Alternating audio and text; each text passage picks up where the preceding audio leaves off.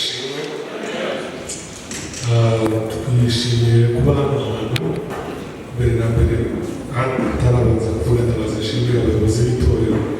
Mu by'ukuri hari ahantu narenge kubwiriza mu banyagihugu mu gitondo ndabona yatutse ikinyejana kuvuga ngo umuntu aguha agatuti akwizere ni ibintu binini cyane. Niyo ababyeyi bacu mu by'ukuri Imana ibahumurisha kandi ndavyibuka itorero natangiye kubwirizaho navuga ryari rifite abantu benshi ni Grace. Ni hano nsa nk'uwarerewe n'ubwo nabaga muri prime ariko hano bagiye bagira icyizere cyane. Rero ndashima Imana ko mwumve kandi kumwete kandi Imana ibahumurisha. Ikindi nshima Imana ibikorwa byinshi byagiye bakorera mu itorero biteye ishema kandi birashimishije cyane.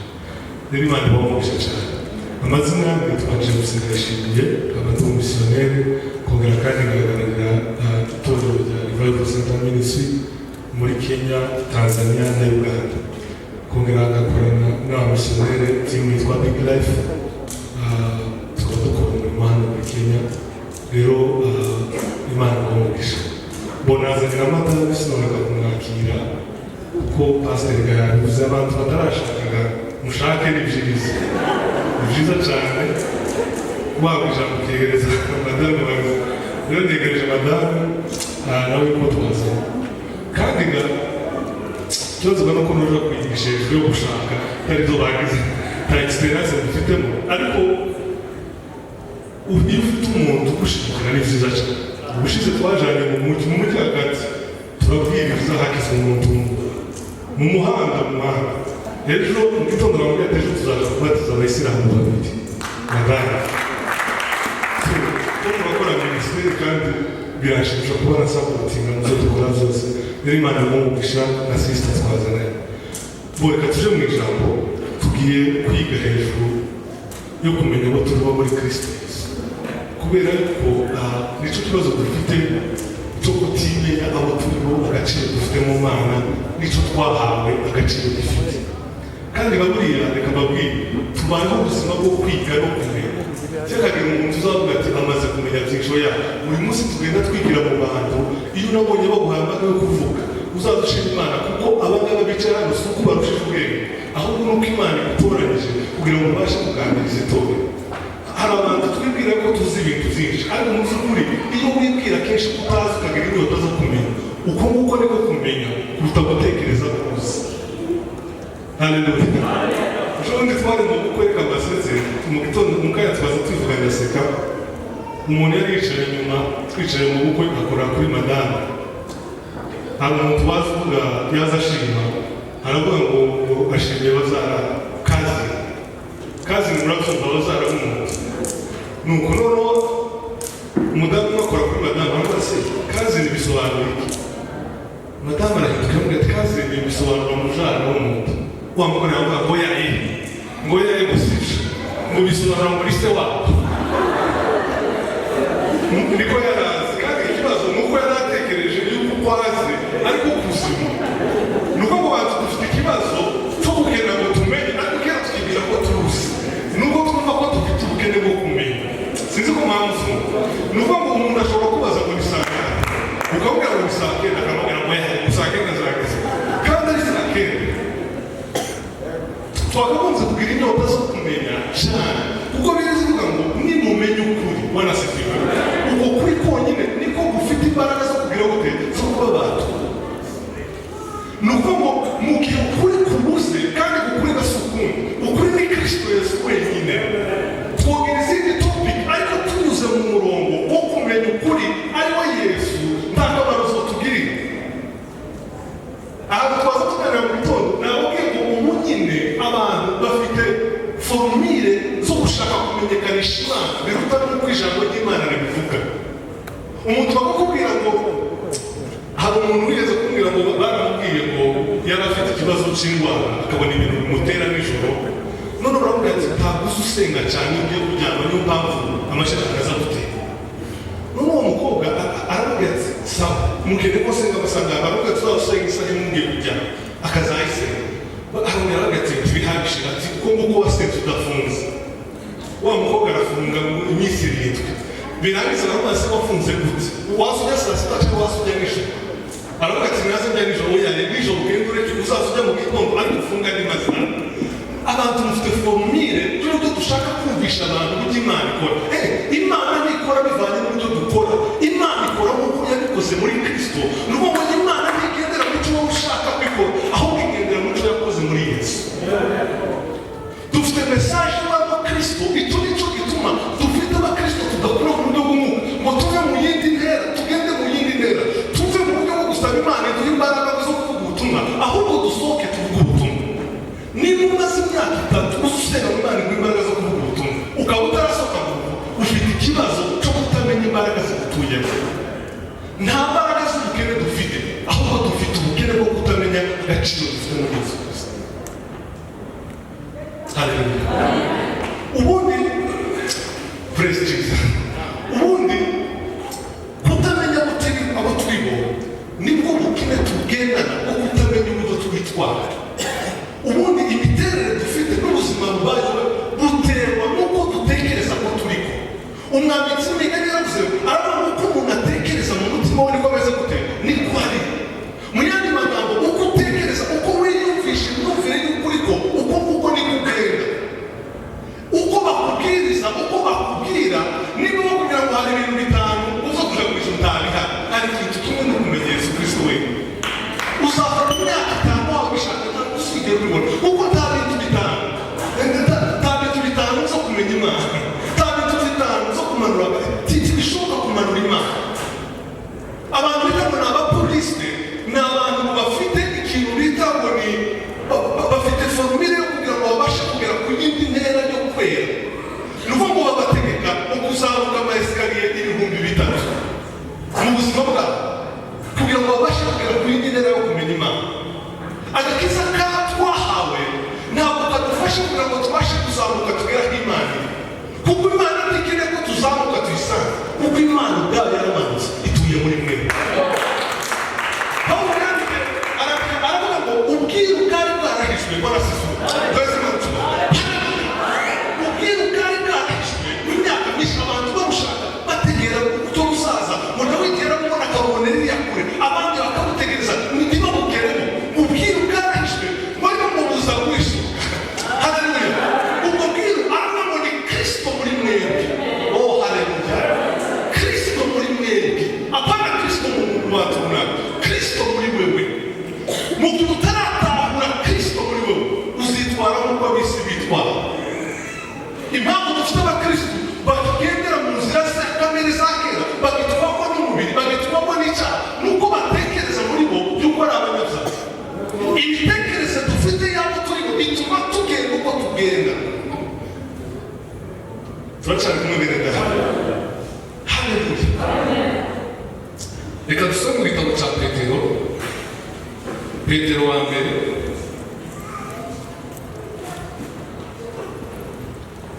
ni igice cya 2 umurongo w'9. Tugiye gusoma tumenye abo turi bo mu minota mike cyane.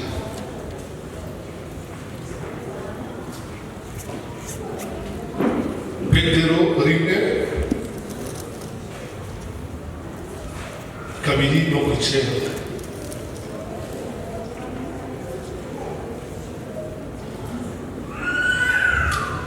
Umwanditsi aravuga ngo ariko mwebweho muri ubwoko bwatoranijwe. Turi kumwe? Icya kabiri muri abatambyi b'umwami. Icya gatatu muri ishyanga ryera n'abantu Imana yagize gute yaronse. Avuga impamvu aravuga ngo ni ukugira ngo mwamamaze ishimwe ry'abahamagaye, ikabakura mu mwijima ikabageza mu muco wayo w'igitangaza. Oh haleluya. Mbese maricyo. Haleluya. Umwanditsi Petero hanga atangiye kutubwira ko turiho muri Yesu. Hari umugabo umwe nigeze kumva bishobora kuba ari atari ukuri. Umugabo umwe baramubwiye ngo ni ikigori. Mwana n'umwe yobona ikoko bakibuka bakavuga ko inkoko igiye kumuta. Hari umwe turi kumwe hano ushize naragiye kubwiriza kundi wa 6 afite ministeri yiwe twatwagiye mu kigo cy'abana b'imfubyi kuvuga ubutumwa. Arangize n'umwana muto cyane ukunguka vuye tukana mushika basore naho kidevu kinistana mumukomera amashi imana yamugisha cyane ukunguka tukana nivuga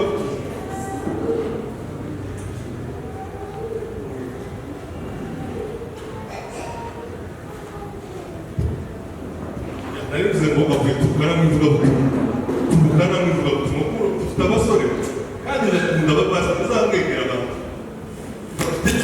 support yora mwana ndamukunda cyane anyway nanagiye kubabwira twaza tuvuga identification kumenya ko turimo arabiza ngo umufana ndawukunda cyane ariko ngo abahungu batatu ngo bagiye ngo habaye izana ngo barabateka tugenda tuje gushaka ibyo kurya no ngo baravuga ati izo kurya ahantu biri mu bayisilamu abakristo nta zo kurya ngira ngo bari bafite baravuga ati abayisilamu bafite izo kurya reka tugende tuje gushaka izo kurya ariko baravuga ati nitugenda mu bayisilamu bakamenya ko turi abakristo nta zo kurya bafite rero reka duhindura amazina yacu twiyita amazina y'abisilamu kugira ngo nitugerayo babashe kuduha izo kurya noneho baravuga ati sawa nje mugiye kunyita Abdul undi ati naje nanyita Muhammad wakati baravuga ati je sipindura izina naguma nitwe Bob ati sawa noneho bagereka mu nzira y'abisilamu baravuga ati ngaho twaje kubasura atari ko turi abayisilamu kandi tukeneye ibyo kurya tumitwa abana atumwe je nitwa Abdul yitwa Muhammad wakati baravuga ati je nitwa Bob uri mu izo kurya kandi sawa ni mu binyuma nta kibazo naho ngo abasilamu bari mu gihe cyo gufunga wamugara babwira babandi Abdul na Muhammad ati muje ndacyo gufunga ati wowe Paulo ngo muje kugira izo kurya kuko turi mu gihe cyo gufunga tubare mu gihe abantu bakeneye kwitwa uko batari ikitwita ni icyakure warasiyo impamvu nitwa James nuko papa wanje yanyise James ikitwita izina ntabwo ari cyo tubaye muhana urwe kondisiyo z'ubuzima ahubwo ni icyakuza mu gitabo cya Yohana yaranditse igice cya 13 aravuga kuko tutazawe ngo n'ubushake haleluya n'ubushake bw'amaraso ngo cyangwa ubushake bw'umwana we ngo twazawe n'Imana oh praise Jesus twazawe we were born of God twazawe n'Imana nuko identity dufite n'uburyo tugenda ntabwo tugenda n'abazawe n'umwana we ahubwo tugenda n'abazawe n'Imana kuko DNA dufite icyo twahawe kimeze nk'icyo Kristo afite umwanditsi yaranditse aravuga ngo asi nuko Kristo ameze ngo niko natwe tumeze muri ino biragoye kuzenda uko Kristo ameze bene natwe uko Kristo ameze ngira ngo tubona hasohoka ni igitabo cya Yohana wa mbere igice cya 4 wa 14 birecyongereza bare ivuga ngo as he is uko ameze Kristo uko ari niko natwe Kristo imitekerereze dufite nuko tuzakubwira ngo turi bagana ubundi iyo bashyize mu ngunguru imbere umuntu azakubwira ngo ni James oya uwo ntakuri James iryo ni izina ryawe iyo bashyize ngo ukomoza ngo ni iteremaza baho mu mucuranzi aka ni akazakora ntabwo ari bakwiye icyo dukora si cyo turi cyo ahubwo turi cyo kubwo Kristo yatubwize kuri cyo turi cyo sinzi ko muhanuzi ntabwo isa n'itwita ntabwo twitwa n'isi ntabwo twita kuko abantu bakeneye kutwita identity yacu abo turibo ntabwo turi abo abantu bavuga ko turibo nta nubwo turi abo dutekereza ko turibo ahubwo turi abo Imana yavuze ko turibo iyo dufite imyumvire yo kumva Kristo mu buzima bwacu n'ibikorwa byacu birahinduka tugenda mu yindi ntera zo kumenya Imana no gusabana nayo bitareba n'ikindi kintu icyo cyo iyo tugeze mu yindi ntera zo kumenya agaciro dufite mu Mana imitekerereze yacu irahinduka tukagenda tumera nka Yesu Kristo tukagenda tugaragaza karagiteri z'Imana muri iyi si haleluya uko Kristo ameze mwene nawe rero kubitekerezaho ubihawe uko Kristo ameze niko umeze ese Kristo ni umukene Kristo ararwara rero nuzaba ufite n'indwara ufite n'umukene uzavuga ati niba Kristo atari umukene kandi atarwara naje ntabwo ndi umukene kandi ntabwo ngomba dukwiye gutekereza kuri ijambo ry'Imana rituvuga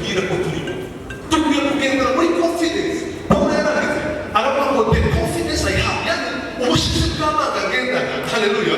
Nta nubwo muri gusongora ahubwo ngo muri muri Kristo Yesu. Abantu ngo niba hari zo kwiratana twite byinshi cyane n'uvuga zo kwiratana, ariko ngo nta n'ikindi kintu no kwirata usibye umusaraba wa Yesu.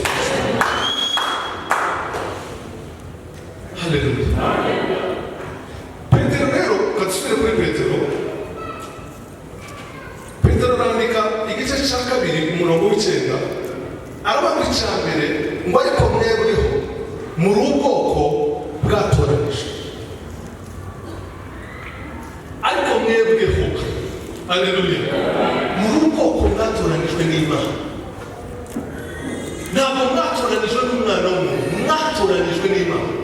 Igitabo cy'Abefeso igice cya 1 guhera ku murongo wa 3 haravuga kuko yaduhaye imigisha muri Yesu Kristo. Munsi aravuga ngo kuko yadutoranyije kera, haleluya, n'isi n'ijuru bitara. Ni ukuvuga ngo gutoranywa kwacu ntitwatewe n'izo dukora, ahubwo zabaye mbere y'uko tubasha kubaho. Kuko yonyine ubwayo yadutoranyije. Noneho umwanditsi atangiye avuga ngo mubanze mumenye yuko yadutoranyije mwebwe. Imana yadutoranyije muzo ushoboye, mu mbaraga zawe, mu bushobozi bwawe. Imana wewe itabitewe n'uko ubishoboye, ahubwo bitewe n'uko yakubonye umugambi wawe. Mu gitondo twari turi umugabo yavuze ijambo ryiza, aravuga ngo Imana iguhamagaye ntabwo izahindura uko uzi ukora. Ni ukuvuga ngo niba wari usanzwe gukora minisiteri runaka, Petero yari asanzwe ari umurobyi. Ikintu Imana yakoze gusa yahinduye focus, iravuga ati uzakomeza umurobyi ariko nawe tuzamwisa abantu ugiye gukora abantu. Hari ijambo riba muri Bibiliya ndetse nibaza impamvu Yesu yatumye Petero ngo nagenda aje kuroba ngo arasanga ifeza ibiceri mu nda y'urufu. Ntabwo ari gutuma Yohana, yatumye Petero kuko yari umurobyi. Igitabo cy'Abefeso igice cya 2 umurongo w'10 Paulo yaranditse aravuga kuko yaturemye ngo kuko yaturemye wituremera imirimo myiza muri Kristo Yesu. Ni ukuvuga ngo nta n'imirimo dufite usibye imirimo Imana yaturemye muri Yesu. Turacaka sinzi ko mpamvu mbese Imana ishobora kubyuka. Haleluya, ngo kuko ni ukuvuga ngo imirimo dufite ntabwo ihari. Imirimo tugenderamo ni Imana yiteguriye ubwayo muri Yesu Kristo. Imana ari bizi ko uzaba umusore, Imana ari bizi ko uzaba umuririmbyi, bikora bikunze kuko ngo niyo yaturemeye muri yo, wituremera imirimo myiza muri Yesu Kristo. Indi mirimo yose twakora itari muri Yesu, iyo Imana atisha. Imana ikeneye kubona Yesu muzo dukora zose. Icyaka twihuta aravuga ngo abatanzi ngo mwebweho muri ubwoko bwatoranije ngo muri abatanzi b'ubwami. Mu isezerano rya kera abatanzi bari bafite imirimo 3. Umurimo wa mbere wari uwo gutanga ibitambo, umurimo wa kabiri wari uwo guha imigisha Abisirayeli, umurimo wa gatatu wari uwo kuba abahuza b'abantu n'Imana. Reka mubwire uwo murimo wose wakuweho. Yesu Kristo ntabwo dukeneye umutanzi kugira ngo aduhe umugisha. Nabaga ngo Paulo yaranditse aravuga kuko yaduhaye imigisha yose muri Yesu Kristo. Imigisha y'Imana ntabwo ari materialistic, ntabwo ari ibintu bigaragara, ahubwo ngo ni imigisha y'uburyo bw'umwuka. Haleluya. Ntabwo dukeneye umuhuza. Umwanditsi w'Abaheburayo yaravuze ngo kuko dufite umuhuza w'abantu n'Imana. Haleluya. Aravuga ngo umuhuza w'ubuzima bw'umugabo ngo ni Yesu Kristo. Kristo niwe muhuza w'abantu n'Imana. Twatandukanyije n'Imana. Ubundi nkunda kumva abantu bavuga ngo umusigizi wawe nahaye ubuzima Imana. Nta buzima wari ufite, ahubwo ikintu wahaye Yesu ni ibyaha byawe. Nta buzima. Paulo yaranditse aravuga ngo kuko twari dupfuye ngo tuzize ibicumuro n'ibyaha byacu. Ni ukuvuga ngo nta n'ubuzima bwacu bwo guha Yesu, ahubwo Kristo niwe yaduhaye ubuzima bwacu. Ntabwo tugenda mu buzima twahaye Imana, tugenda mu buzima bwa Kristo muri twebwe. Ni ukuvuga ngo uhindura kubimenya. Iki ngiki kitakidetereza kama ngo epignosis, kugira ubumenyi Kristo yakoze. Ibyo ngibyo nibyo bizahindura ubuzima bwacu. Umaze imyaka myinshi ufite Imana nkeneye kumenya cyane. kumenya Imana hagati bigoye cyane ni ukumenya Kristo yatumye ukamenya n'icyo yakoze ku bwawe. Ubundi agakiza abantu twagakomplise twakagize ikindi kintu twakomplise kumenya Yesu twabishyize n'izindi mbaraga nyinshi. Kumenya Imana ati bigoye ni ukumenya Kristo kuko uwo niwe shusho y'Imana itaboneka. Ubundi ibitabo bine igitabo cya mbere ibitabo bine byinshi igitabo cya mbere ni igitabo cya Matayo yashatse kugaragaza Kristo amukuye kuri Adamu. Niyo mpamvu yahereye kuri sekuruza ahera kuri Aburahamu aramanuka. Yashaka kugaragaza ko Kristo ari we Mesiya wari warahanuwe. Luka araza avuga Yesu Kristo umuntu bwiwe. Mariko araza avuga Yesu Kristo uburyo ngo yari umuntu sava, umuntu wozaga ibirenge, umuntu wakoreraga abantu. Noneho ngo tugere kuri Yohana igitabo cy'Yohana ndagikunda.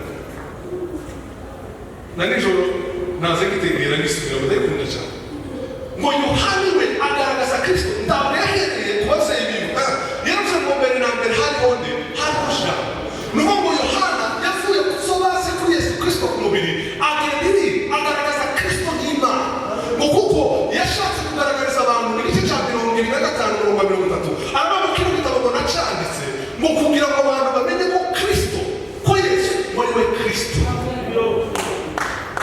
Abantu bamenye ko Yesu ari we Kristo.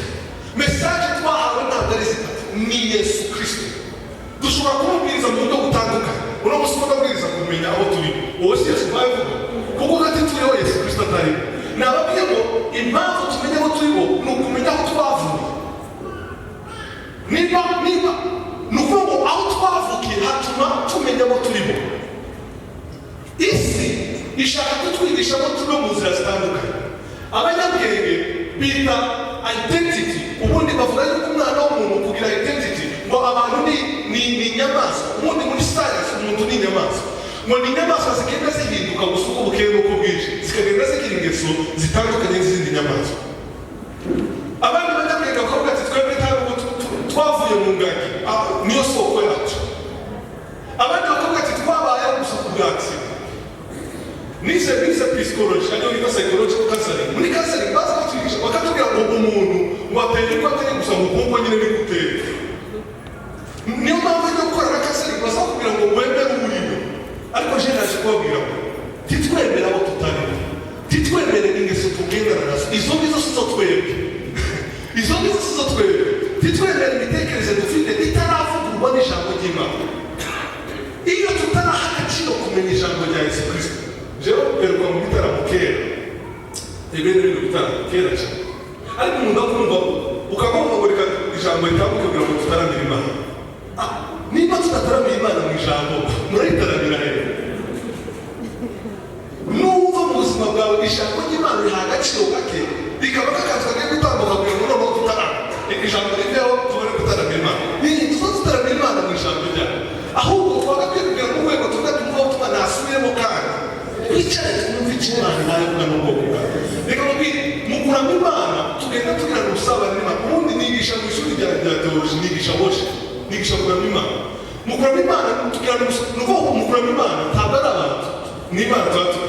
Ariko mu kwigisha mu by'Imana imitekerereze yacu igenda ihinduka tukagenda tumenya uwo Kristo ari we. Petero ngo yigeze kujana na Yesu Kristo ku musozi mwagambirwa ko murategereje.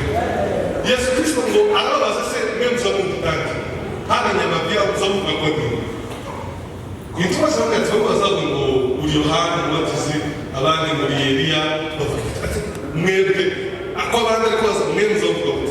Petero avuga ati uri Kristo umwana w'Imana. Ngo Yesu Kristo aramwinduka aravuga ati amagambo uvuze ntabwo ari wewe ni si wewe. Ubundi Petero yitwaga Simon bisobanura ngo ni akantu kadafashe kagenda k'umuyaga kaba abantu tuzamura mubwiye umunani yacu ari mu mwiro tugenda babantu badafite gahunda. Ariko Petero yarangiza ariko ngo Kristo arangiza kumubwira ngo iri ishuri ryiza rya Kristo ntabwo ari iryawe byababwira ngo ubwisubenge ariko si wowe ubiguze. Arangiza aramubwira ngo guhera uno munsi ntabwo ukitwa Simon ugiye kuba Petero ugiye kuba urutare ariko Kristo. Nuko mu iryo ishurwa dufite ntabwo ari ishurwa ryacu ni ishurwa rya Yesu Kristo wenyine. Mu gihe tutaratanga uwo Kristo ari we ntabwo tuzigera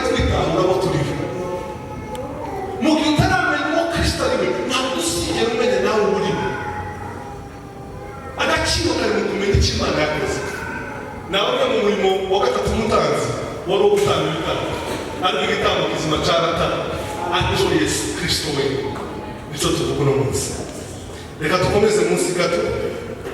Haravuga ngo abatanzi b'ubwami gushanga ryera n'abantu Imana yarose kugira ngo mwamamaze ishimwe ry'abahamagaye ikabakura mu mwijima ikabageza mu muco wayo w'igitangaza. Pawulo yaranditse aravuga ngo yadukuye biyo nicyo neza ifite neza ikavuga ngo he transfer us, yaradutransferi mwidukura mu bwami bw'umwijima mwitujana mu bwami bw'umwana wayo kumbe ari we Yesu Kristo. Identity yacu abo turi ntabwo bikiri mu zo twebwe tureba, ntabwo bikiri mu zo twebwe dutekereza, ntabwo bikiri mu bo duturanye nabo, ntabwo tukireba nk'uko abantu batureba, ntabwo tukireba n'uko twe twitekereza, ahubwo twireba mu ijambo ry'Imana. Mu gitondo nababashe ko niba wizera ko ijambo ry'Imana rivuga uwo Kristo ari we ukazemera, ukwiye kwizera icyo ijambo ry'Imana rikuvugaho nawe. Ubukene dufite ni ukutamenya agaciro dufite mu Mana. Ubukene dufite ni ukutamenya ko twakiseho kuba muri Yesu Kristo. Ngiye kurangiza. Kutabitahura nibwo bukene dufite. Rero icyo Imana yaduhaye, urukundo rwayo yatugiriye, imbabazi zayo yatugiriye, ntabwo biterwa n'ibyo twebwe tubikorera, ahubwo biterwa n'icyo Kristo yakoze ku bwawe. Agaciro ko kumenya umusaraba, agaciro ko kumenya ijambo ry'Imana, agaciro ko kumenya abo turi, ntabwo biterwa n'ibyo dukora, ahubwo biterwa n'icyo Kristo yakoze.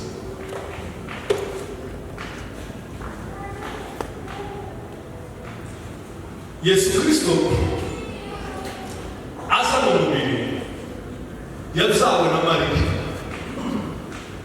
Gutangira kubaho kwa Yesu Kristo ntabwo kwabayeho umunsi yavutse. Yesu Kristo yabayeho mbere y'uko Mariya abasha kubaho.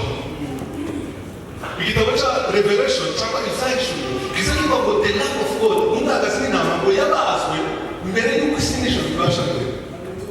Igisubizo cy'ibyaha byacu ngo cyatanzwe mbere y'uko n'icyaha kibaho.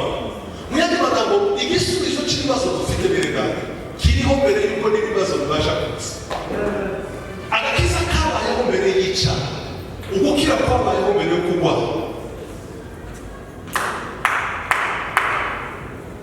Ibyo tugenda tunyuramo ntabwo bije kugira ngo dushake ibisubizo. Ibisubizo biri muri Yesu Kristo. Muve mu bantu, muve gushaka ibisubizo mu bantu. Yego abantu ibisubizo biri mu bantu, abantu nyine basigaye barahangayitse, abantu twakimenye, abantu bakimenye n'ubu abantu ubu nyine nazagana n'umupasiteri umwe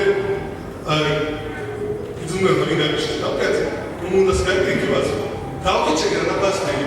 Abapasiteri barashaka kubanagana abantu basigaye babonera ibisubizo mu bantu, abantu nta bisubizo bafite. Ibisubizo biri muri Yesu Kristo.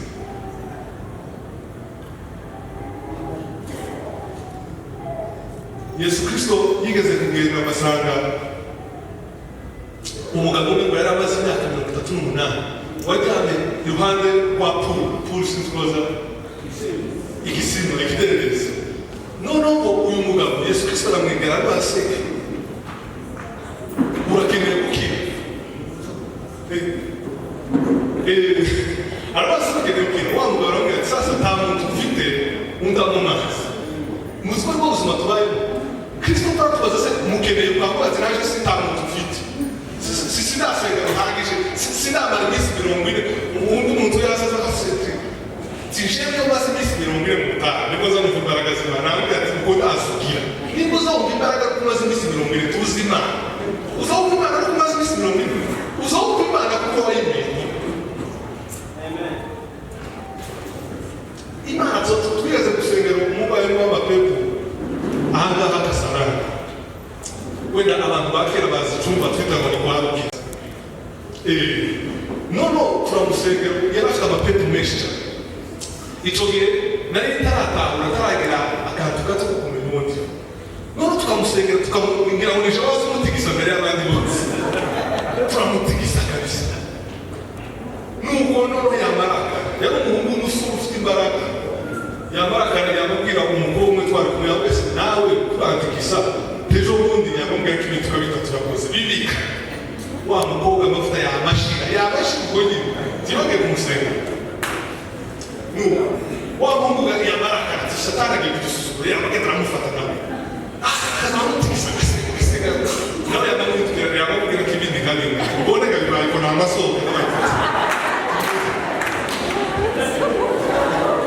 reka maze sohoke ngamubwira maze aceceke turabona kuzokurangiza nuko satani gasako muri nzira yararimze ngo satani ntiyanyibukije gukiranirwa kwawe haleluya washaka kunyemeza ko bazagira gute natumbira mu ijuru Paulo yaranditse aba ngo dutumbire Kristo haleluya kuko ariwe bazi no kugira gute kwizera ntitutumbire izo tunyuramo ntitutumbire izo tureba ntitutumbire n'izo dutekereza ahubwo dutumbire Yesu Kristo haleluya niba wenyine twatumbire abantu ubushize twari mu Rwanda nkunda kuvuga story kuko zituma abantu bariretse murabyumva twari mu Rwanda ura n'umwana umwe arangiza arambwira ati sasa ejo bundi hari amagambo wambwiye yagira akamaro n'amasezerano arambwira ati naho wigeze kunyandikira arambwira ngo agiye kwiyahura umwana w'imyaka 16 abantu ko baranyura mu bintu bakwega ati n'amase ugiye kwiyahura kubera iki ati abantu baraje kunsengera barambwira ati ufite amapepo menshi kandi aya mapepo niyo azatuma adafata mu ishuri kandi aya mapepo washaka kuzangisha ati noneho kwa ndindira amanyiki ngiye kuziyahura jewe kumurumva ibintu tubibabaje naho baza bakamusengera aho kumubwira uwo ari we bakamubwira ibyo afite bitari ibipero uko hari abantu bahamutse batakibona imana mu bantu bazabona abadayimoni bazabona abarozi gusanga ibyo ngibyo gusa n'ibyo bantu jeka zavuga binuka mu kuba tipo kongera kuntumira zaberuka akigendera ushaka kugenda ugasera agasara umuntu yabayeruka yamafatisha kosha umugore yabayeruka agasara nuko wese witwara iki naho tuto ariko n'ubwenge nabwo busanzwe turekenge Kristo no kumenya gusaba kugira ufashe igikapu cy'umuntu abica ngo gisuka birinze bigenda kunavuga nabi nuko kwa mwana ndamubwira sasa bakubesha cyane tibakakubesha ngo abakristo bakatambara zatwarira tuziboramo intambara zihari ariko abakristo intambara turwana ntituzirwana kugira ngo tuzitsinde kuko intambara zaratsinzwe kandi zatsinzwe na Yesu Kristo Paulo yaravuze ariko mu Rwanda intambara kugira ngo tujye kwizera kino kintu nuko ngo ntabwo turwana kugira ngo tuneshe ahubwo turwana kugira ngo twizere turwana kugira ngo tuhagarare Paulo yaravuze ngo tubashobore Kristo ariko noneho kugira ngo muhagarare mushikamye mudatsindwa mwambare intwaro ziba ntabwo ari izindi ni Yesu Kristo niyo mpamvu mufata ijambo ni Yesu Kristo ukuri ni Yesu Kristo ibyo yavuze zose bikuye mu mugabo umwe ari Yesu Kristo bose abantu babize formule zindi bakeneye ko tubashaka kugira ngo tugere ku Mana dukeneye Imana ntabwo dukeneye abantu nuko wa muntu ndamubwira sasa bakubesha warekesha umwandisha ufite Yesu muri wewe ntabwo ugiye gupfa kuko nimba Yesu Kristo atarapfuye nawe tuzapfa kuko mwapfanye nawe uzibanga nawe impamvu utazapfa nuko wapfanye na Yesu Kristo ntabwo uzi ko kabiri wapfanye nawe dufite gupfa dufite gusa ufite ibiti ntibishoboka nabwira ati sasa amadayimoni ntabwo ufite ahubwo ufite Yesu rero tangira umenye agaciro k'icyo ufite muri Yesu Kristo ubu se rero twebwe mu Rwanda arampamagara aranyicaza na mama we arabibwiye arambwira ati sigaye nsenga nisigaye n'inzoga narabiretse sigaye nsenga sigaye n'umubabwira gusaba n'Imana zose zararangiye sigaye n'umva tuzabaho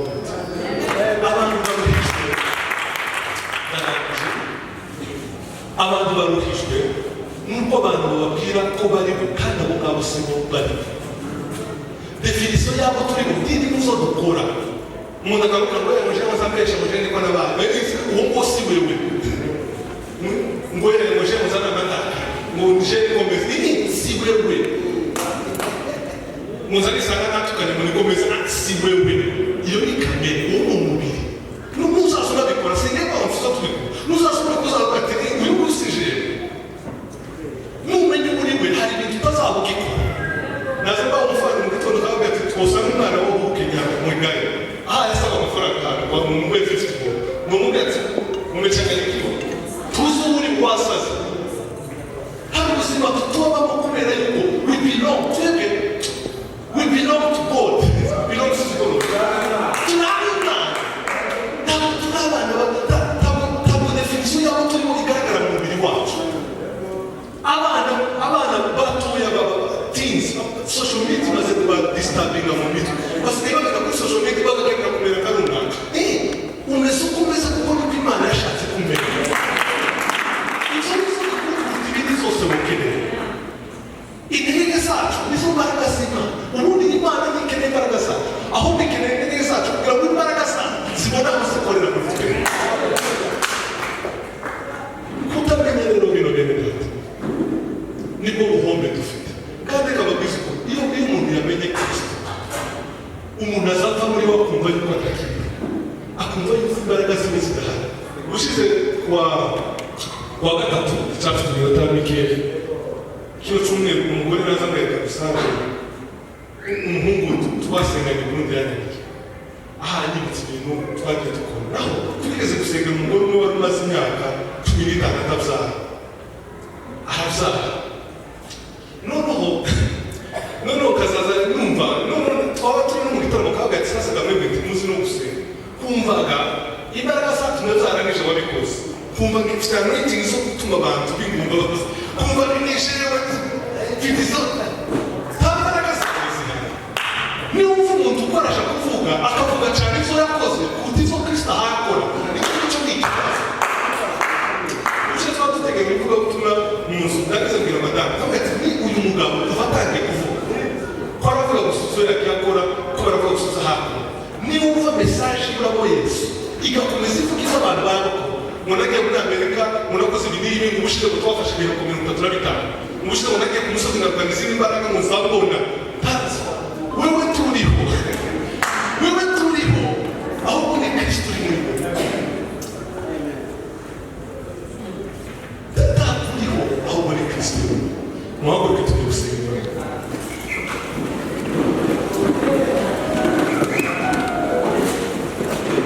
hari indirimbo pasiteri yavuze ivuga ngo n'umugisha bari turi imbere n'umugisha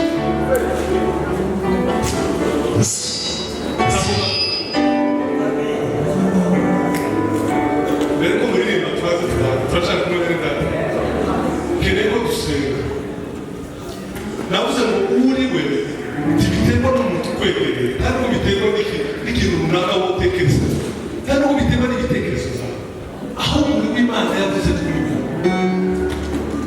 uri w'Imana yavuze kuri wowe definisiyo y'aho ubuzima bwawe buzagera ko ndabwira cyane abasore aho ubuzima bwawe buzagera ntabwo buzaterwa n'umuntu runaka ahubwo bizaterwa kumenya agaciro ufite mu Mana no kugendera mu cyo Imana ishaka kubasha gukora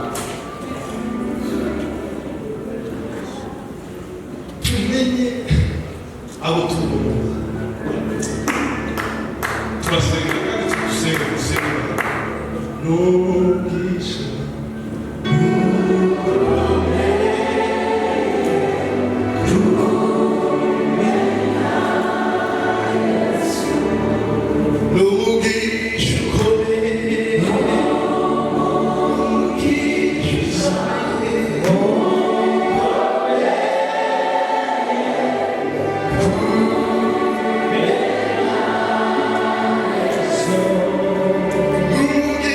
Should